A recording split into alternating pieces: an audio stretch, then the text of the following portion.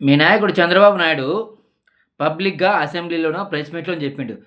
Fertilisers రైతులకి ఇవ్వలేదంటే సరిపోవడం లేదు అంటే కేసులు పెడతాం, బొక్కలో దోస్తాం, ఎముకలించుతాం అని జెప్పి.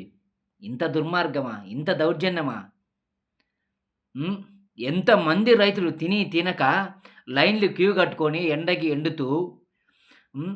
సస్తున్నారు. జగన్మోహన్ రెడ్డి హయాంలో ఆర్బీకే కేంద్రంలో ప్రతి ఒక్కటి అందించిండు. ప్రతి ఒక్కటి ఇచ్చిండు సచివాలయాలు పెట్టి ఆర్బీకే కేంద్రాలు పెట్టి.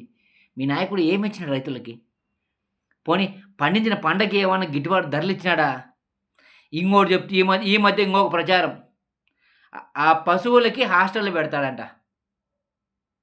అరేయ్! మీ నాయకుడు చెప్పేది ఎట్లుంది తెలుసా? ఈ చంద్రబాబు నాయుడు చెప్పేది ఎట్లుంది తెలుసా?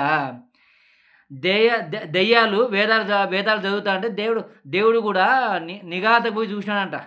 అర్థమైందా మీకు? దెయ్యాలు వేదాలు చదవడం మొదలుపెట్టిన తర్వాత దేవుడు గూడా నిగాతకు పోయి చూసినాడంట. ఏమిరా ఈ ఆశ్చర్యం అని. అట్లుంది.